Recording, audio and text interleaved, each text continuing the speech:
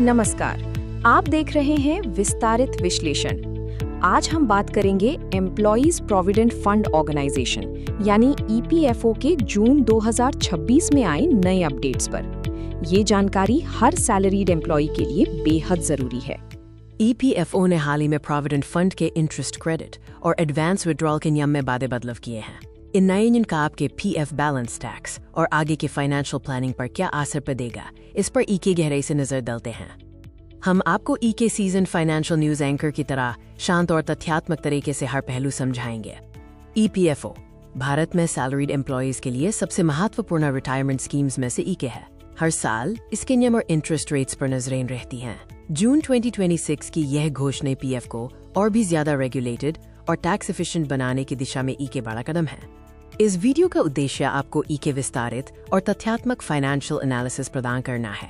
हम इस लंबे विश्लेषण को 4 प्रमुख चैप्टर्स में बांट देंगे ताकि आपको हर जरूरी जानकारी स्पष्ट रूप से मिल सके। हमारा मकसद है कि ये डीप डाइव एनालिसिस 12 से 15 मिनट तक चलेगा, जिसमें कोई भी जरूरी पहलू छोड़े ना। शुरू करते हैं चैप्टर 1 के साथ, जिसमें हम एनुअल इंटरेस्ट क्रेडिट अनाउंसमेंट पर विस्तार से बात करेंगे। यह हर पीएफ खाताधारक के लिए सबसे ज्यादा इंतजार किए जाने वाली खबर होती है। ईपीएफओ ने करंट फाइनेंशियल ईयर के लिए प्रोविडेंट फंड इंटरेस्ट रेट का ऐलान कर दिया है। ये रेट पिछले साल की तुलना में कैसा है और इसका निर्णय किस आधार पर लिया गया है, ये जानना महत्वपूर्ण है। संबंधित central board of trustees CBT ने इस रेट को सिफारिश किया था, जिसे फाइनेंस मिनिस्ट्री की मंजूरी मिल चुकी है। इस निर्धारित इंटरेस्ट रेट के अनुसार एक्टिव पीएफ अकाउंट्स में इंटरेस्ट क्रेडिट किया जा रहा है। आपका पीएफ बैलेंस कितना बढ़ा, यह इस बात पर निर्भर करता है कि आपका साल भर का एवरेज बैलेंस कितना रहा है। ध्यान रहे, इंटरेस्ट के टैक्स एग्जेम्प्ट इनकम होती है अगर आपने टैक्सेबल कंट्रीब्यूशन लिमिट के अंदर है। अब आगे बढ़ते हैं चैप्टर 2 की तरफ, जिसमें हम एडवांस विड्रॉल रूल्स और पीएफ बैलेंस चेक करने के नए तरीकों पर विस्तारित जानकारी देंगे। ये बदलाव आपकी लिक्विडिटी और इमरजेंसी फंड एक्सेस को प्रभावित करेंगे। जून 2026 से ईपीएफ एडवांस विड्रॉल के नियम और सख्त हो गए हैं। अब पीएफ से पैसा निकलना पहले से ज्यादा मुश्किल हो सकता है, खासकर नॉन इमरजेंसी जरूरतों के लिए। ईपीएफओ का मकसद है कि पीएफ को रिटायरमेंट के लिए ही रखा जाए।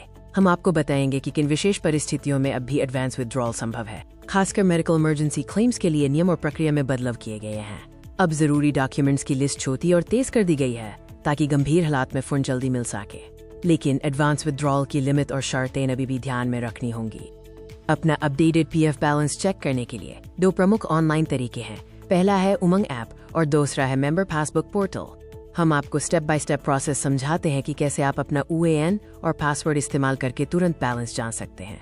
ये बहुत आसान और सुरक्षित है। अब हम चैप्टर 3 की तरफ चलते हैं। यह है PF contributions for comprehensive tax analysis. हम देखेंगे कि आपके प्रोविडेंट फंड में जमा किए गए पैसे पर इनकम टैक्स के नियम क्या कहते हैं, खासकर नए चेंजेस के बाद। पारंपरिक रूप से ईपीएफ में किए गए एम्प्लॉय कंट्रीब्यूशंस सेक्शन 80C के तहत टैक्स डिडक्शन के लिए एलिजिबल होते हैं। इसका मतलब है कि पीएफ हमेशा से ई के बेहतरीन टैक्स सेविंग टूल रहा है, लेकिन नए नियम इस पर कुछ शर्तें लगाते हैं। सबसे बड़ा बदलाव यही है, अगर किसी सैलरीड एम्प्लॉय का सालाना पीएफ कंट्रीब्यूशन 2.5 लाख रुपए से ज्यादा हो जाता है तो एक्सेस कंट्रीब्यूशन पर मिलने वाला इंटरेस्ट अब टैक्सेबल होगा। ये नियम सिर्फ एम्प्लॉय कंट्रीब्यूशन पर लागू होता है। इस नियम का हाई इनकम ग्रुप के सैलरीड एम्प्लॉयज पर सीधा असर पड़ेगा।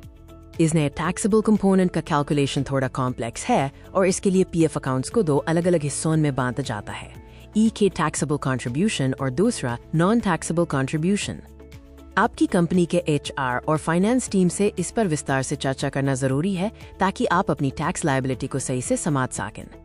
आखिर में चैप्टर 4 में हम बात करेंगे यूनिवर्सल अकाउंट नंबर यानी यूएएन को सेफली मैनेज करने और क्लेम रिजेक्शंस को रोकने के लिए ई के जरूरी चेकलिस्ट पर। एक छोटी सी गलती भी आपकी पीएफ विड्रॉल प्रक्रिया को रोक सकती है।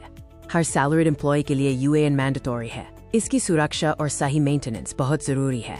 आपको अपनी प्रोफाइल में हमेशा ये चीजें चेक करनी चाहिए: आधार लिंकिंग, बैंक अकाउंट डिटेल्स और नॉमिनी की जानकारी। अगर ये डिटेल्स गलत हैं तो क्लेम रिजेक्शन हो सकता है। आपका नो योर कस्टमर यानी KYC डिटेल्स हमेशा अपडेटेड होना चाहिए। अगर आपकी नौकरी बदलती है या बैंक अकाउंट नंबर बदलता है तो यूज तुरंत ईपीएफओ पोर्टल पर अपडेट करें।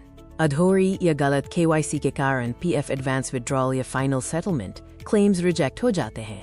क्लेम रिजेक्शंस के पीछे सबसे कॉमन मिस्टेक्स में शामिल हैं गलत डेट ऑफ एग्जिट मेंशन करना, बैंक अकाउंट का एक्टिव स्टेटस न होना और यूएएन आधार लिंकिंग में गड़बड़ी। इन छोटी छोटी गलतियों से बचने के लिए हमेशा ऑफिशियल EPFO पोर्टल पर जाकर अपनी प्रोफाइल की जांच करते रहें। तो यह था EPFO के जून 2026 के PF इंटरेस्ट क्रेडिट और एडवांस विथड्रॉल नियम पर हमारा विस्तारित और तथ्यात्मक विश्लेषण। अब आखिरी समय में हम की लर्निंग्स का एक छोटा सा दोहरान करेंगे। मुख्य रूप से याद रखें कि PF इंटरेस्ट क्रेडिट हो चुका है, एडवांस विथड्रॉवल के नियम सकते हैं, और अगर आपका कंट्रीब्यूशन 2.5 लाख रुपए से ज्यादा है तो टैक्स इम्प्लीकेशंस को समझना जरूरी है। अंत में अपने UAN और KYC डिटेल्स को हमेशा अप टू डेट रखें। इस विस्तारित विश्लेषण को देखने के लिए आपका बहुत बहुत धन्यवाद। पर्सनल फाइनेंस और एम्प्लॉय बेनिफिट से जुड़ी और जानकारी के लिए हमारे चैनल को फॉलो करते रहें। हम न्यूट्रल और इंफॉर्मेटिव जानकारी आगे भी लाते रहेंगे। नमस्कार।